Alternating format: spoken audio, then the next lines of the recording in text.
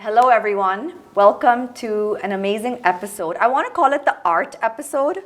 Sure. Because I have a pioneer in the art industry in India with me. We have Aparajita. Yes. She's anybody in the art world knows her. She's quite a pioneer. She's the director of Nature Mort, which is an art gallery. Yes, it is. Based in Delhi. Yes. Right. And Bombay now. And Bombay now. Yeah. And she is also the founder of Sculpture Park. Yep. The Sculpture Park was founded about 6 years ago. Yeah. It's a non-profit with the government of Rajasthan. Oh wow. Which is international as well as entirely public. Wow. So there is a fee to enter the fort of Nahargarh, and the money of that goes to the government. How it gets split, we don't know. Yeah. But we basically raise CSR money, and we supported galleries, international, local supported. And we're really excited because we have this huge array of people coming in. We have people, so we just opened a new edition a month ago, and we have people who are coming in from like villages, and they look at the art and they'll say, I'm going to say it in Hindi because that's how they say it. ये क्या है? ये modern art है. And then we'll be like, नहीं, ये contemporary art है. समझाइएगा please. And right now we have Alisha Kwade there at as a main installation, and it's actually chairs, like what you would see as Neel Kamal plastic chairs, but in bronze with spheres. So we have these people touching it and saying, ये art क्यों है? ये तो chair है. ये तो plastic का chair है. Then they kind of figure it out. But for us, what's fascinating is that honestly, the vast audiences in our country, they don't know because they've never been made aware. Yeah. And there are not enough spaces where they can engage with contemporary art.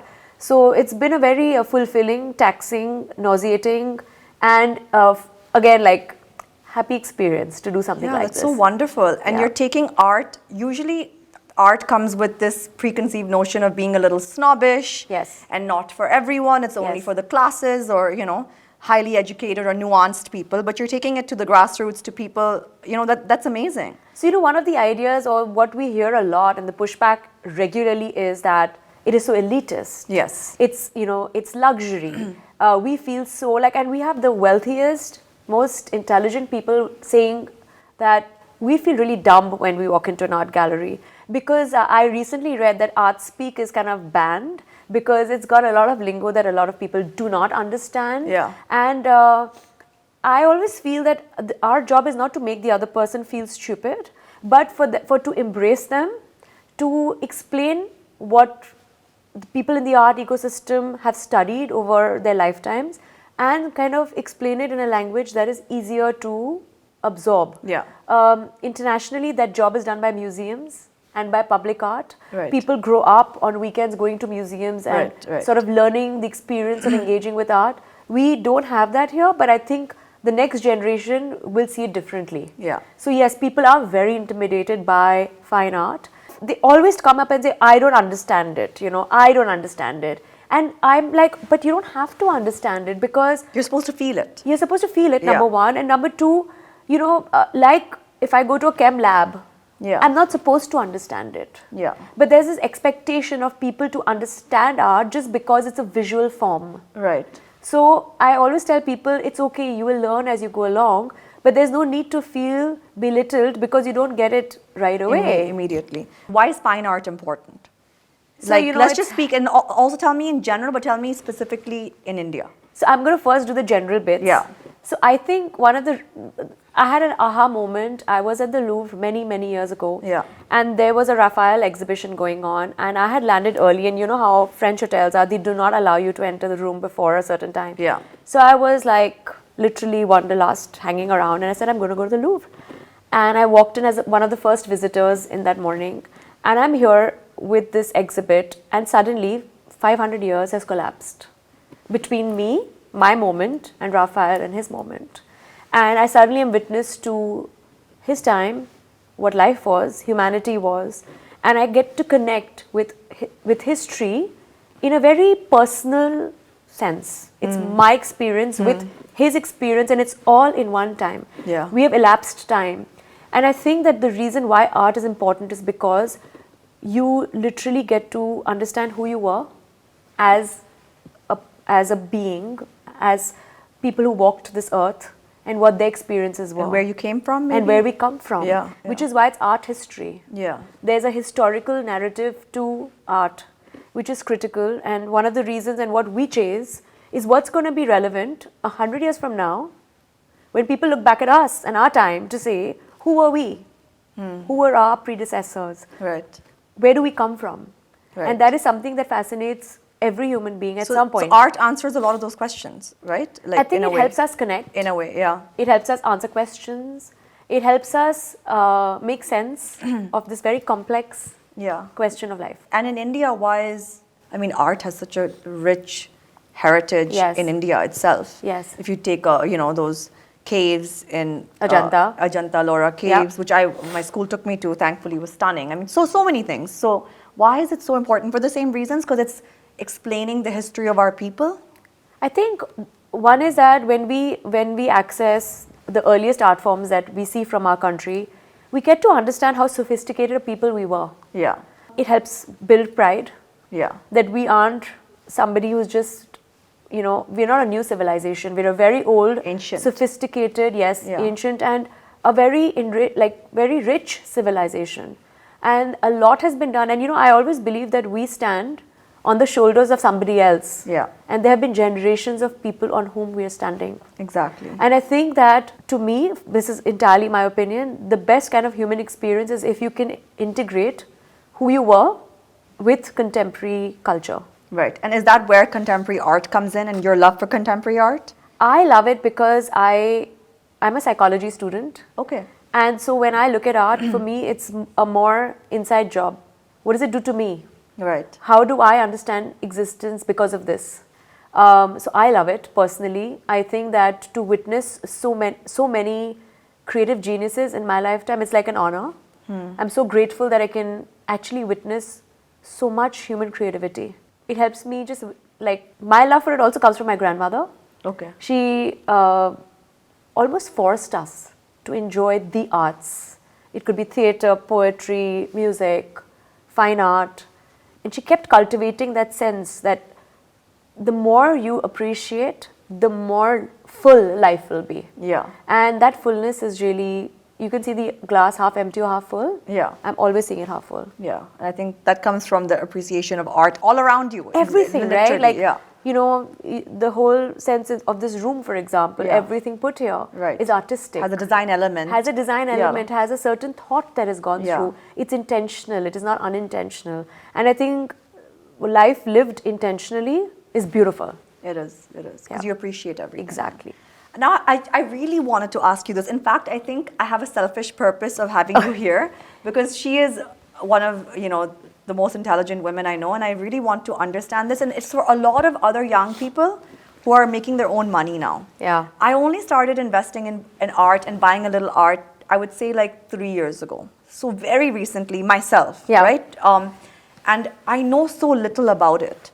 And I ask friends for suggestions. Like my friend Sonam is a big art collector. She's been since she was very young, because she was earning money at 19. And she's also from a household that understands it. Kavita auntie understands it really exactly. well. So I have certain friends who I ask, and I ask my parents' friends, and who go to auctions, and I take advice from people what I should be buying.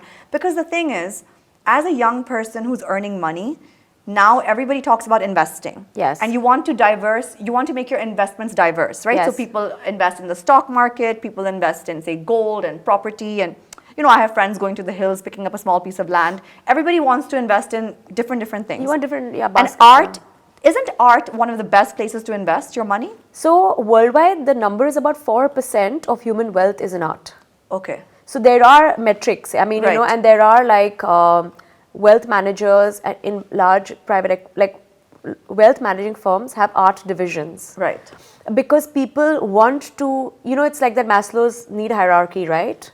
After your roti, kapda and makan. Yeah, what next? What next? So art is somewhere in there, right? Luxury. Then you want intelligent luxury, or right now, quiet luxury, right? So art is intelligent luxury. I think so. Right. I think it's the ability to afford really high-class intellectual conversation surrounded by it.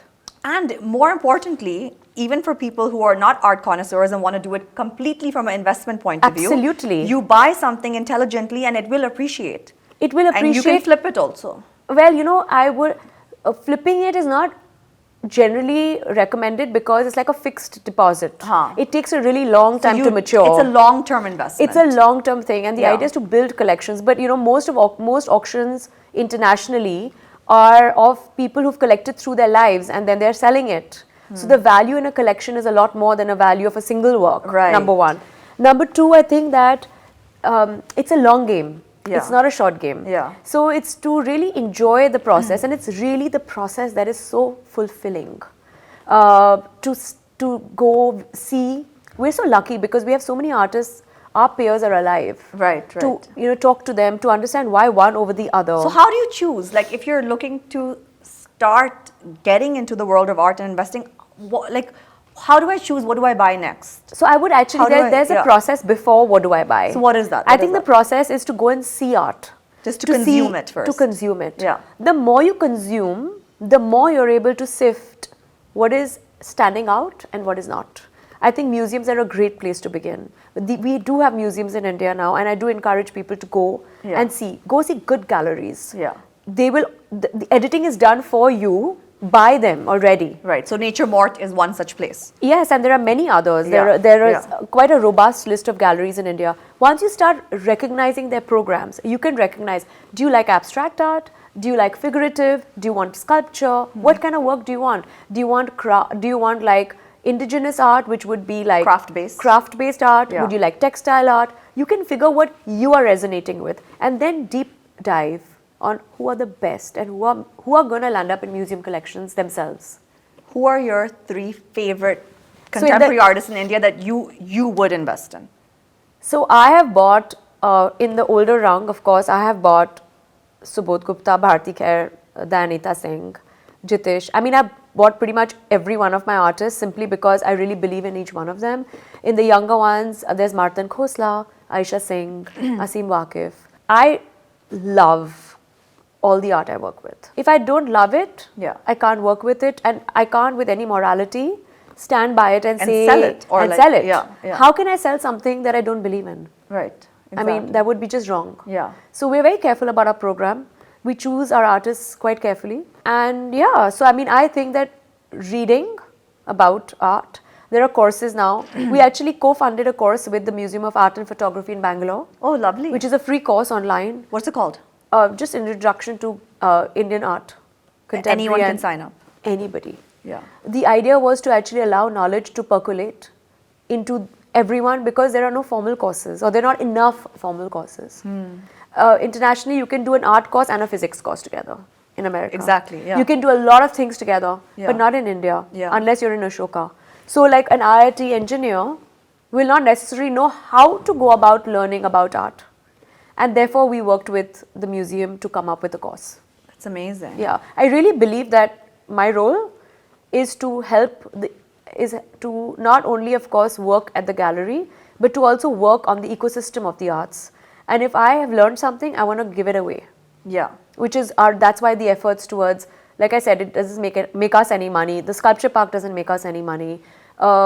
We've released a lot of knowledge resources on simple things like care manuals. Now you have a piece of art, it is going to get fungus. Yeah, how do you care for it? How are you going to care for it? Especially in a place like Bombay, I remember all the time. Something from a gallery I wanted, and they were like, this is not suitable for Bombay because of humidity. Yeah. And clients have complained, so please take it to Delhi. And it's just like, there's so many things to keep in mind. Exactly. So it's not as simple as people think it is. It's not like a piece of jewelry that you get and you store. Yeah. There's no storage except for jarao maybe, instructions. But art has certain, it's a commitment. I want to ask you this. So there's a lot of like chatter and gossip, mostly in Delhi that I hear, and less in Bombay, about how so many people have fake art in their homes. Oh my God. Thank you for bringing this up. So, you know, like, thank you. Fake handbags is a thing in luxury. People want to buy fake jewelry. Yeah. Now, fake art. And I had friends where people are like, they're putting up a lot of masters usually, but maybe some contemporary art as well. What is this? Is this a status? Art is a status symbol, so people feel like they need to have it. I think there's two things. One is that I think that it's not like people want to buy fake art. I think they're getting scammed. I think they're getting scammed with fake art. Nobody's going to pay 1 crore rupees to get a fake piece of anything. Yeah, nobody's that stupid. Yeah. So I think that what's happening is moderns have a lot of value, and we've seen a huge upward tick mark with moderns. So what was valued at 5 lakhs is now at 5 crores, let's say hypothetically. So everybody thinks it's a safe form of investment, or it's a great way of saying I have a lot of money, right? To have a Manjeet Baba on your... Status symbol, yeah. It's a status symbol. So now when people with money are purchasing a modern, there simply cannot be so many moderns available. Because most of the artists are dead. Supply, yeah. Exactly. So we're seeing, like, I get almost an image a day of somebody finding a Haveli in some hometown of theirs that had the top 5 artists hidden in that Haveli. It's like, really? What rubbish. You're in perfect mint condition in a Haveli. Like, so every day I see images of art that is absolutely fake. And what they're trying to do with us is show it to us and have us sell it, so it validates the process. You put the stamp of approval, right? And with every day that more fake art we're seeing, the less I want to deal with the moderns. But I have a question. How do you tell a fake from real? Like, what are the 3 or like a few signs that are like the obvious signs? Honestly, this is the part which is so difficult because there aren't any obvious signs unless you've seen a lot of it. However, that comes from experience. It comes from experience. Yeah. I would go for carbon dating. I would go for estates that, there's certain artists have estates. I would go for direct family or people who've written about that artist. But honestly, that's not my thing, which is why I like to deal with contemporary artists or artists with whom we have worked for their entire lifetime. Then we understand the work. We know how many were made. We were responsible for exhibitions. We just simply know the archive. Right. And, recently there was a case of a person who has litigated with being sold 20 crores and upwards of fake art. Now, they're in litigation with a gallery? They're in litigation with a lawyer and some dealer. What I am not able to understand is how can intelligent people go to buy art? How can they think there's a deal available? Because I don't know, people always want a good deal, especially in India, So, but why would, if I have an asset which I know is worth 20 crores. Why would you sell it for less? Why would I sell it for 10? Because it could be a distress sale. They may be telling people that, this person really needs the money, that's why they're doing this. Nobody is in so much distress that they will undervalue the asset by half, especially if they need the money. And if it's a good piece of art, people will pay. You will find a buyer. Yes, and auctions. Yeah. I mean, you could go through auctions and you would get the price. So it's a really sad state of affairs because I think that the fake market would be equal to the real market. Is it? I think so, and it's very worrisome for us because those people who get scammed then hate the market. Obviously, they get put off. Yeah, it's crazy. It's an as big industry as the real art industry. I would assume it, yes, because moderns are very expensive. Good quality original moderns are expensive, right? And so that's where all the fake con artists want to go because that's easy, quick money. So I had a friend tell me once she was talking to some dealer, and that person was like, okay, we can send the art to your house to show it to you. She said it came in a tempo. So she was like, that itself was such a red flag because if it's such an expensive piece of art, how are they sending it like that? You would send it really well packed, right? Because it's a very sensitive piece of work, could get damaged. A lot of money is at stake. And then she said she wasn't around, so they kept it waiting outside in the sun. And she was like, the person there would never do that if this was an original, So that's the thing. I mean, I would not. There are basically assume no deals. Yeah. So anybody's trying to pawn that off. If it's something too good to be true, it's probably too good to be true. Yeah. It's not true. It's not true at all. Yeah. So, I mean, just go to the legitimate people who have reputations to lose. Yeah, but also I have heard that some artists who are no longer alive, their family is taking a small amount of money compared to what the art is worth, and they are just signing off and holding fakes dealers are giving them a small amount of money, being like, aap ye pakad lo, ek photo le lo, hum aapko itne paise de denge. This has also become a business. Yes, we've heard that too. So it's so hard to trust anybody now because it's like directly from that artist's family, I know, so it is hard, which is why we stay away from it. Yeah. Because there's no way of really telling what is okay and what is not. So we would just trust a few people and nobody else, like literally nothing else, which is why I'm really, really happy that we work in contemporary and that most of my artists are alive and can validate. So you can really verify directly. I mean, we've had cases of being called by the agencies, and there was a person down south who was who had made a fake of everything in his house. including one of my artists. But because we are so well archived, we're aware that this was never sold and this is entirely a fake. But things like this How happen. do you deal with people like that? Those are agencies, so we just send them data. Yeah. But that's like, it's part and parcel of our reality today. The truth of fakes. Crazy. Yeah. So I guess when you're investing, maybe it's smarter to invest in artists who are alive, just for the simple reason that you can actually really verify if this is a real piece of art. Yes. So from the authenticity point of view, I do agree with that. However, if you do want to buy a modern, go to the top 3 auction houses in the country. Which are what? Can you just tell me, please? So I would go for a Christie's, a Sotheby's. There's actually a few. Pandole is very, very good. There's Saffron Art and Asta Guru. To me, all these people do their reference checks. Right. They work hard. Because their reputation is at stake, right? Exactly. So that's really important. So go for the guys who are good. Yeah. And one has to trust them and still verify. Trust but verify. Yeah. So always do both. Yeah. Amazing. It's so crazy to me. Tell me this, what do you see, I mean, how is the art scene going to unfold in India, say this year and in the next couple of years? Where do you see this? Because I'll say this, and I had mentioned this to, I think, someone else also, that the art fair is just getting bigger and better. And we have 2 now. And more popular, yes. And Bombay and Delhi. It's getting, well, at least the Delhi one, because it's been around for so long, it's so well organized. People fly in from all over the world, forget India, for it. So the art scene is really becoming big, right? So, you know, if you just do art or any art specially, it's got a direct linkage to your own economy. Okay. India's economy is booming. Right. The number of wealthy people are increasing exponentially. Number 3, we're going from basically a saving economy to a spending economy. The younger generation wants more experiences, wants a better quality of life, they want to travel. So we're seeing an uptick in most expenditure. Like that, art is of course going to benefit because everybody's upgrading from a 2-bedroom to a 3-bedroom home. COVID kind of pushed that over because people were forced to be in their homes. Yeah. They all wanted more space. So earlier, the idea of not owning a home or a big enough home or a well-done home has now changed to having homes and having a good quality experience of your everyday. Right. So we have earlier our buyers were in Delhi or Bombay. Now we're seeing purchase happening from Surat, from Bhopal, from Indore, from different cities all across the country. It's amazing. And they're investing in their homes, and art goes inside their homes. Exactly. You know? And now the other thing is interior designers will not have their homes clicked without artworks because they don't want blank walls. So there is a demand on the perfect home, and the perfect home doesn't really exist without art. Yeah. Because without high quality art, it's just ki rupya hai, but taste nahi hai. You know? So everything is kind of colliding to change the understanding. And well, honestly, China is about $12 billion. India is only 1,500 crores. Of what?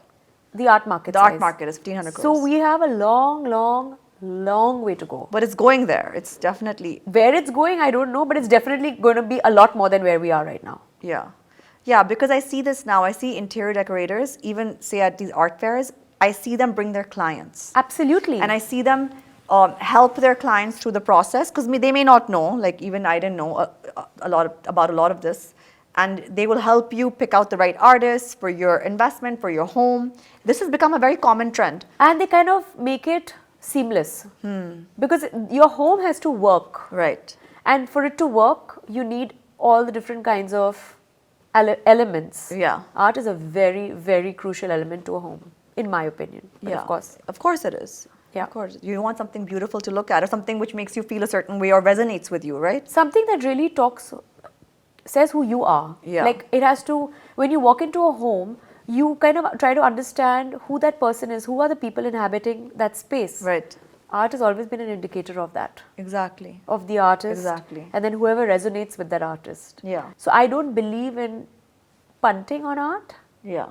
But art is an investment. It increases It is, but in that should not value. be the only reason you buy it. That's what you're saying. Surely not. Yeah. Because it's like buying a bag. You know now how all bags are being positioned as.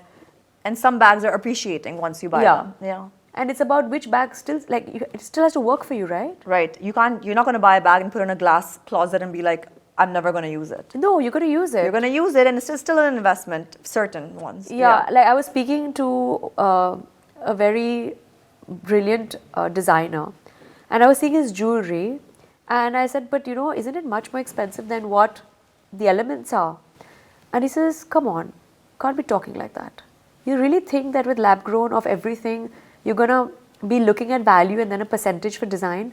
Now jewelry is about design. Yes. So it's artistic. Right. It's about you're paying for that, for the artistic value. For the artistic value. Yeah. So like when people say कितना लगा होगा तुमको बनाने के लिए, अरे वो तो paint और canvas का कितना पैसा लगता है. हाँ, that's true. But what about the time? You can't time, see it from that point of view. No, and what about the time it took the artist from the day they decided to be an artist, put themselves through school, art school, then live all those years without selling anything, continuing their practice, then working on that art form, being true to it, working every day of their lives, committing to a life. You can't just remove that from that one piece of art. That's true. Everything exists there. It's part of the whole journey, right? It's part of the whole journey. And the vision. Tell me this now, from shifting from a consumer's point of view to an artist's point of view. Yes. What is it like for a young artist in India today? Is it a viable career? Can you, like, what's the rate of failure? Like, should students really look at this seriously? Like, how does one navigate a career in art? So I think it's not as easy as one would hope for it to be. Yeah. I think we need a lot more money coming into the arts for a lot more artists to remain artists. Right. This is something that really concerned Peter, who started Nature Mart, and me a few years ago.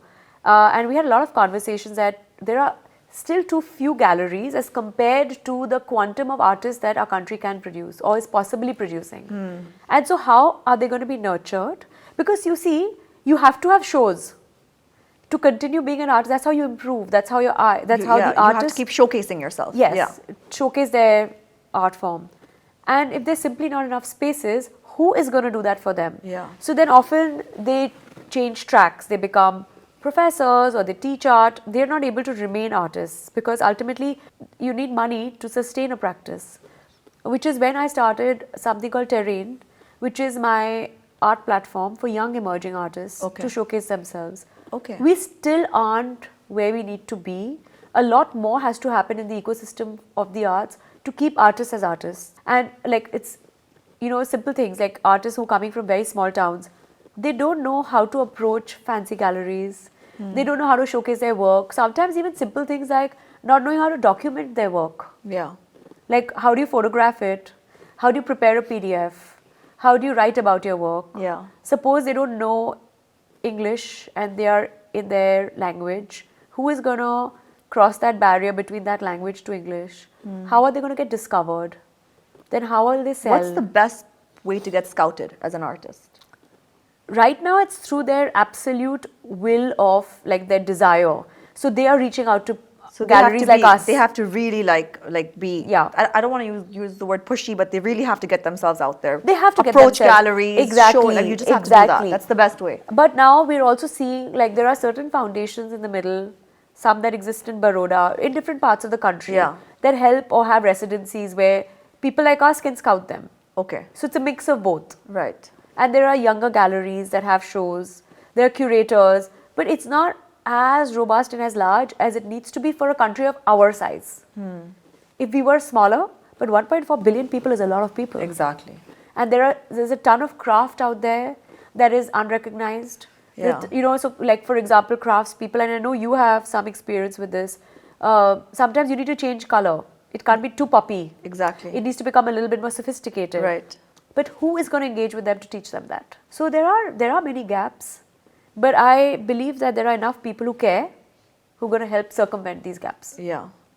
And from the point of view of, say, because I see so many people flying down for these art fairs to see Indian art, what would you recommend to somebody from outside of India if they want to come into India and invest into art, start looking into Indian art, supporting it, encouraging it, etc.? What should they be looking at as the first couple of steps? I think coming for the art fair or either of the art fairs is a great idea because a lot of people come together and they get to sort of review it from just review the landscape of the arts. Yeah. Otherwise, it's to see galleries when they travel. Just to make a list of galleries when they come. And they come and see it. How does one get into art fair? As in, as a Say visitor? if somebody, so nobody independent can get in. You have to come in through a gallery. No, to Generally, showcase. yes. To showcase. Yes.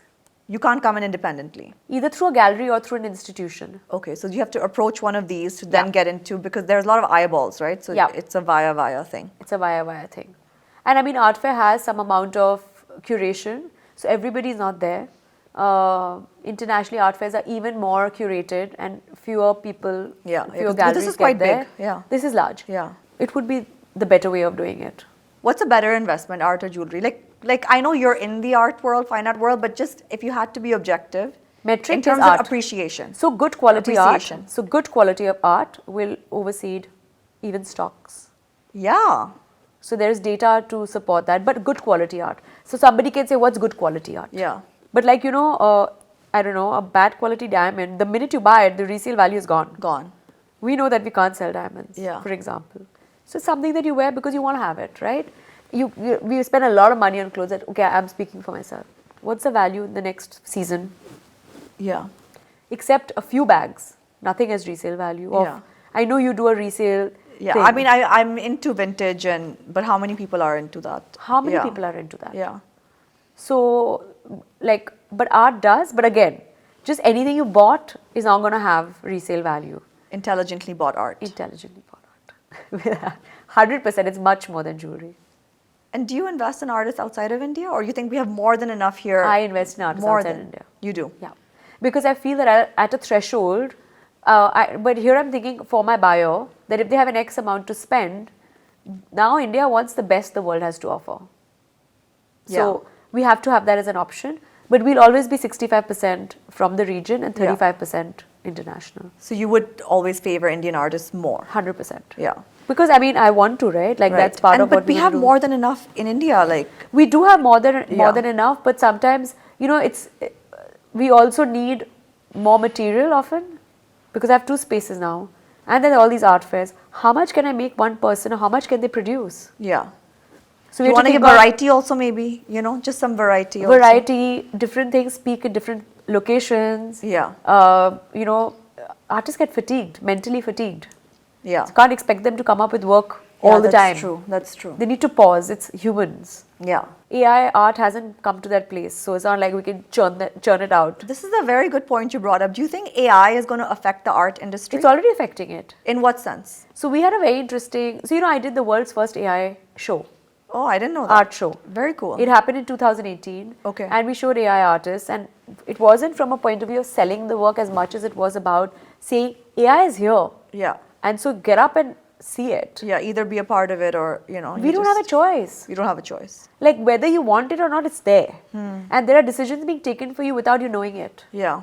Instagram is sending you data based on your life. It's all algorithmically altering what we see of life, right? Exactly. So we did this. I mean, so for even AI generated art, you need human intervention. Yeah. So it's not fully AI generated anyway. Think about it. A camera is also a tool. Is like digital camera. Is a technology tool. Yeah. Is a technology tool. Yeah.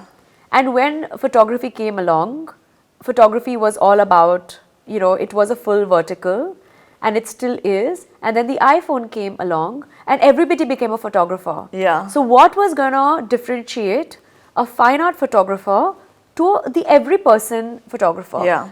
On an average, all of us have about 20 to 22,000 images on our phone at any point of time. Tell me about it. It's always like data full. It's I'm always fed up. data full, Yeah. right? And then you can take more and more TB of space Exactly. in some cloud Yeah. to store all that image data. Then comes AI, where you have these GANs, which is basically where data sets are entered and images come out. So then there was this entire conversation about, is that art? Who's the owner of the art? Etc. etc. Then came, okay, how do I sell it? And that was blockchain and NFTs. And so when we began Terrain, which is essentially something that is based for the ecosystem to make the last person who doesn't have the opportunity of being discovered, being able to upload their work there and to be discovered. Makes it democratic, right? Makes it more democratic, Yeah, exactly. yeah. When we launched, it was just before the whole NFT boom. And so we were gonna make our art into NFT. Actually, NFT, just as NFT is of no value. I still feel, and I always have maintained it, is that content is king. So just because I make a sketch, I don't know how to paint or draw or anything, Yeah. and I put it through the NFT process, doesn't make it valuable. Right. But the problem with the boom is everything becomes valuable. You ride the tsunami wave, and a lot of people get burnt. But how, so the NFT bubble has burst, right? That NFT bubble has burst. Yeah. But NFT as a technology is here to stay. Okay. And I think it's a perfect combat to fakes. Web3 has the technology to protect and create provenance fair work. The boom detracted people from the technology. A lot of people who were just selling anything. What about those Bored Ape. apes? Yeah, those apes, those bored apes became really popular. And I remember Justin Bieber bought one. And everyone kept tracking that how much is Justin Bieber's ape worth. I think it was Justin Bieber, if I'm not wrong. It was a celebrity, right? Yeah. So basically, Bored Ape, the other thing, you must remember that the people who are in the tech space are generally, and this is going to sound awful and I'm sure I'll get killed for this, they are essentially, the stereotype around them is that they're nerds. Yeah. That they don't really want to exit their spaces. They're happiest with their tech space. And so this became their bastion.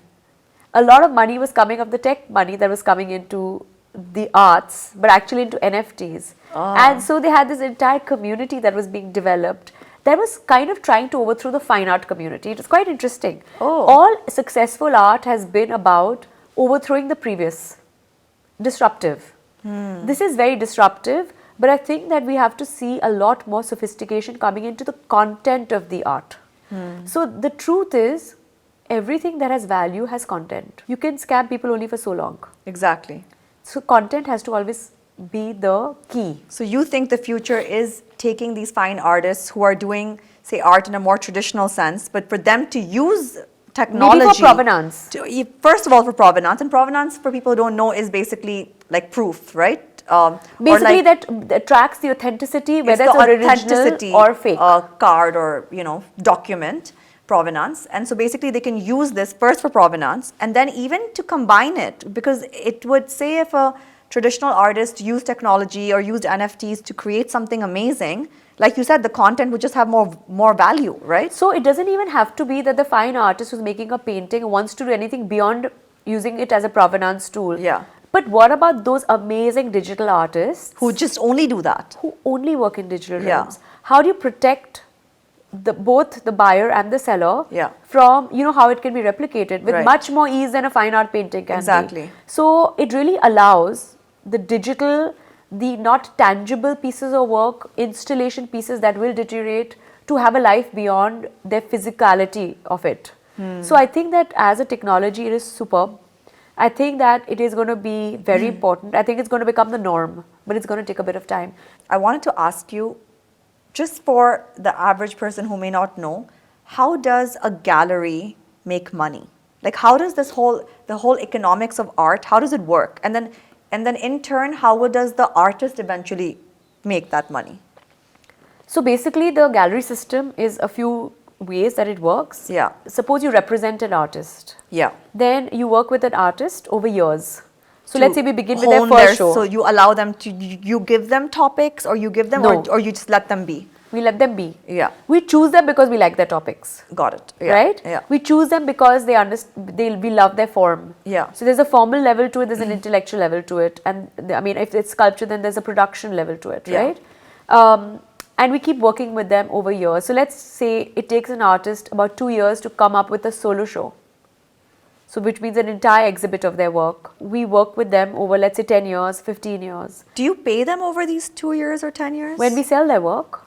So it's generally, galleries are consigned work. Okay, so they get paid once it's sold. Once it's sold. Sometimes galleries fund production if it's a very high. So it all depends. There are different ways that it works. But essentially, galleries charge a commission. And the commission structure could be anywhere between 20% to 50%, depending on the kind of artist, the kind of production required, etc. There are other galleries that work on a model where they don't represent any artist, but they work on resale, or they work with estates. There, it's about what they bought it at and what they're selling it at. So the different models, and sometimes galleries are a combination of those models. Right. Or somebody decided to buy an entire estate. Then it's their purchase value. What's an estate? An artist who's passed away Okay, so their collection of work or their body of work is called an estate. goes into an estate, a formal legal estate. Okay, okay. And then whatever work belongs there. And then there are contracts with the estate. Got it. So there are different ways, but commission is the main way. Commission is the main way. That they make money, and then the artist is given. Yeah. Okay, understood. So just the best way for an artist to move and do well is to get in touch with galleries and find someone they can partner with, someone they have a good relationship with. And somebody who, every gallery is a certain way of being and a certain kind of program. So who are they like intellectually also fitting in with? Exactly. And what are their aspirations? Yeah. So it has to be a fit on all levels. And how does a gallery go out and get clients? Like how do you, because see, a lot of galleries are selling expensive art. Is it through personal relationships? Like as a gallerist, do you have to network a lot? Do you like how does it's a combination. Again, it's not a single thing, it's many things. Yeah. There are of course your own networks. Yeah. There we do art fairs where we get new people. Right. There are, people who bring people to us, whether they're art advisors. Art advisors. Yeah. Or there are interior designers. Yeah. Or there are friends of friends. So the different ways of bringing in, then there's the artist network sometimes that comes into play. If the artist doesn't have a network, then it's word of mouth, consistent showing. Then once a gallery gets a reputation, I'm going to say a positive reputation. And you build a clientele then, then you build a clientele, loyal clientele. More people want to say it, Yeah. Press helps. Press helps, yeah. Different things contribute at different times. Our job as a gallery is to showcase the best quality art that we stand by and we believe in, Yeah. and then showcase it to the world. Yeah. The byproduct is a community. Yeah. That's not what we're after. Exactly. We're after ensuring that we are the most authentic to our artists and to our commitment to high quality art. Yeah, amazing. And then comes everything else. Yeah. Wow. Yeah. It's quite intense. People think it's so easy, Yeah. but it's not. No, it doesn't look easy. It does look intense. I think a lot of people are really intimidated by the art world. Even young people who are making new money, like I said, may want to invest in it, but they're intimidated. So how do you make art less intimidating for people? Different people will have a different viewpoint on it. Yeah. Some people will say it's not our job to make it anything other than what it is. And that just makes it more intimidating. Yeah. My point of view is that Yeah. I like to, we've done a lot of initiatives of, walkthroughs, podcasts, Yeah. Conversations. We do artist videos. We try and have easier plain speak about the artwork. Yeah. Museums really help in this. Yeah. Articles really help in this. But I do believe that we have to be more embracing of it. Yeah. So it all depends on who you are asking. You're asking. Often people say, first time when they're coming, I'm going to ask you a really stupid question. And I'll always say, there is no stupid question. Yeah. Being curious is the most important thing in the world. Exactly. And so questions are welcome. I know. Sometimes I might not be able to answer all those questions, but we ensure that they get answered. Yeah. So exactly. So I guys, think no stupid questions. There are no stupid questions. But it's so questions. true because in fact, sometimes I ask so many questions to a level of just annoying people also. But I really need to know things, and I have no shame. I don't know this. Please tell me, and how does this work, and what is that? But isn't that brilliant? Because otherwise, how would we learn anything? Exactly. I mean, to place intelligence to curiosity, I think lack of curiosity is unintelligence. Exactly. We are being curious is a sign of extreme intelligence. Yeah. To want to I would constantly like learn. to think so. Yeah. To constantly learn, Yeah. to constantly want to know more, Yeah. to really deep dive, Yeah.